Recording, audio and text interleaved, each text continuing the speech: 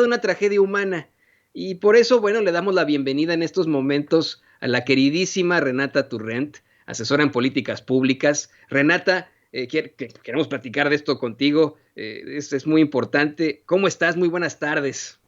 Muy buenas tardes, muchas gracias por la invitación, qué gusto estar con ustedes y hola a todo el auditorio. Pues aquí más que listos y preparados, Renata.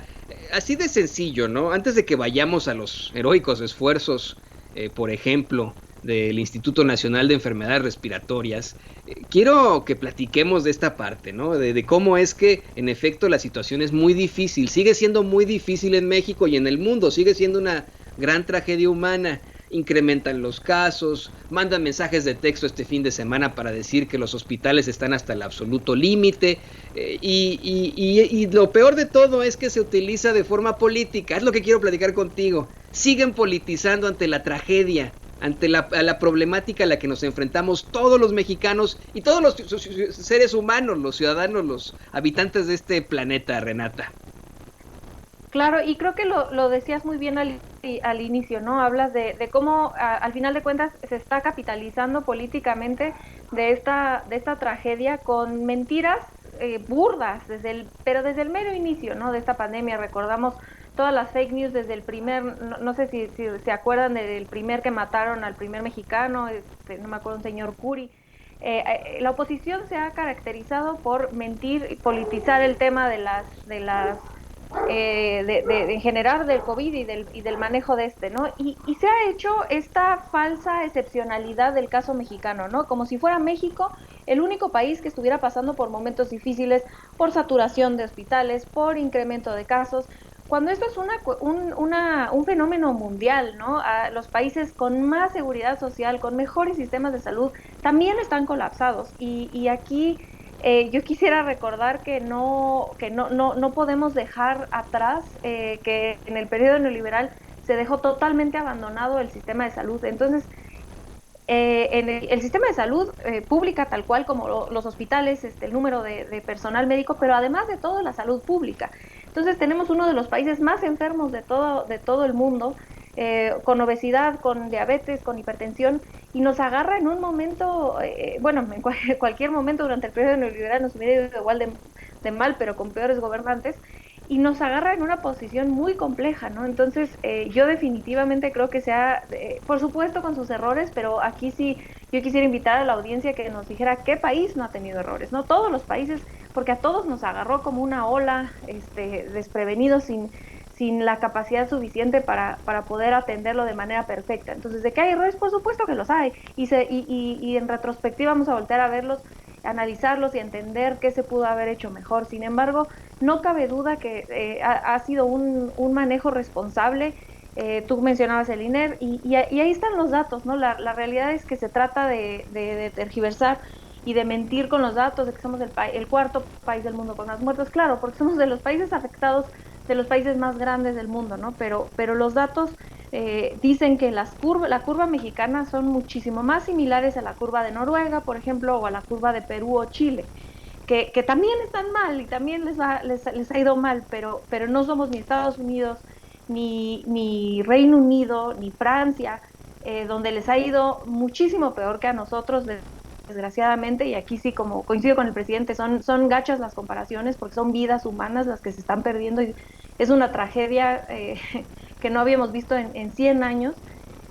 Pero que el manejo mexicano no es, toda la desgracia que nos ha pasado en México no es una excepcionalidad del caso mexicano, sino es desgraciadamente algo que nos está pasando a todo el mundo y que no se puede hacer muchísimo más con las condiciones estructurales que tenemos, que no les gusta a los conservadores que les recordemos cómo están las condiciones estructurales del país, pero es una realidad, ¿no? Entonces, creo que es muy irresponsable de parte de la oposición politizar esto de la manera en la que se está politizando. Y ojo, aquí no quiero decir que no se hable del tema desde un punto de vista político, simplemente que no se mienta y que no se tergiverse y que se haga un análisis más amplio donde sí se pueda recalcar, creo que esto va en buen camino, esto no va, esto podríamos mejorar.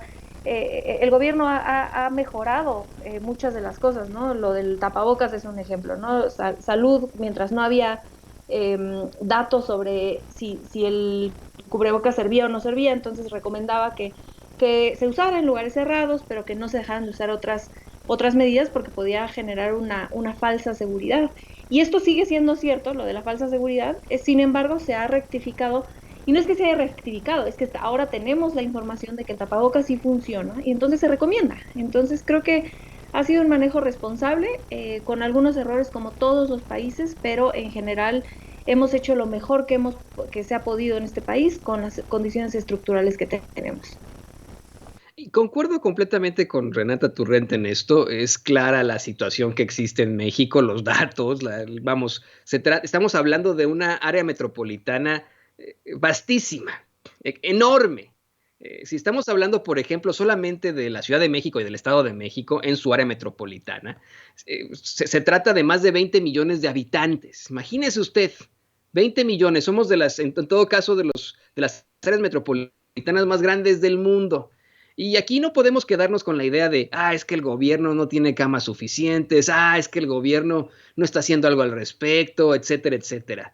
Si el gobierno federal, si el gobierno incluso municipal, local, el gobierno estatal, le está pidiendo a la gente que se quede en sus casas, que no salga, que no se enfrente a situaciones terribles y no está utilizando medidas coercitivas para lo mismo, ¿no sería, Renata, en todo caso, una problemática de los que salen a hacer una fiesta, una posada en estas fechas, de los que van a dar la vuelta al centro histórico, de los que se meten a un centro comercial o van a un tianguis con tanta gente? ¿No sería responsabilidad de personajes como Ricardo Salinas Pliego, que hacen sus fiestas y hacen llamados a que la gente se mueva, que haga cosas en medio de la pandemia, o de una Patti Durán, alcaldesa de Naucalpan precisamente, que se casa este fin de semana, imagínese usted?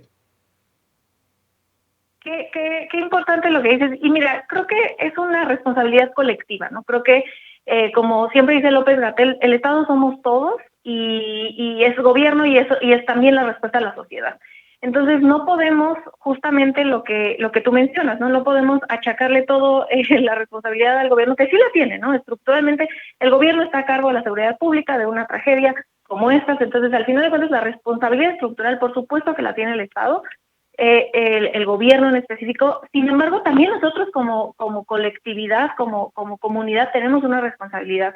Y sobre todo, aquellos personajes que tienen espacios o voz pública, ¿no? Que son voces públicas, como lo que mencionabas de la alcaldesa o de Ricardo Salinas Pliego, que son verdaderamente una vergüenza que estén saliendo a hacer esto y que además de todo lo hagan público, ¿no? O sea, como yo pensaba el otro día, si era peor hacerlo público o no, o si tenía alguna agraviante extra hacer este tipo de cuestiones públicas como lo hace Salinas Pliego, que parece que hasta lo presume.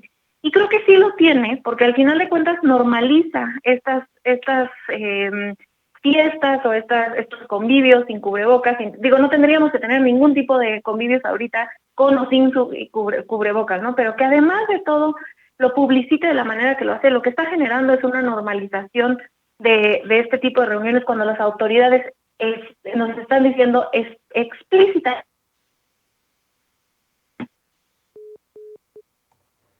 Bueno, pues al parecer perdimos por unos momentos a Renata Turrent. No sé, compañeros, si nos puedan reconectar con ella. Ya la tenemos de regreso.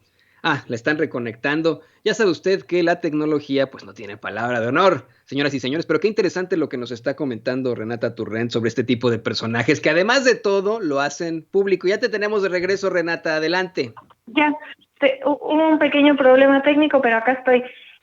Y sí, como yo decía, esta normalización de el estar en espacios cerrados con muchísima gente, cuando explícitamente nos están diciendo quédate en casa.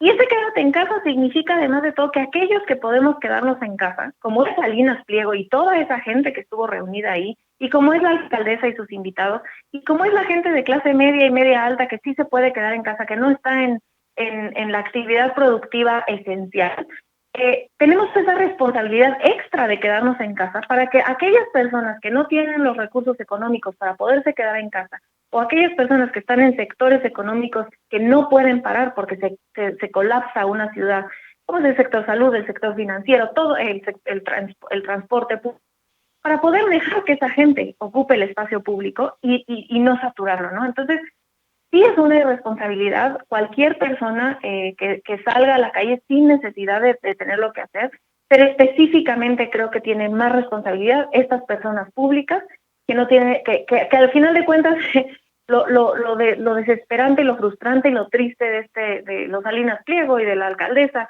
es, y en general de la gente, yo me criticaba mucho por un tuit que puse porque decía yo que por todos lados yo veía gente rica haciendo bodas, ¿no? Y me criticaban que no solo a la gente rica y no sé qué, bueno, esa es la experiencia que yo he visto, ¿no? En redes sociales. Y creo que esa gente que no tiene la necesidad de salir a ganarse la vida día a día, porque tiene ahorros, porque tiene un trabajo que se puede hacer de casa, sí tiene responsabilidad extra para poder para ayudar a no saturar los espacios públicos quedándose en casa. Pero no todas son pues malas noticias.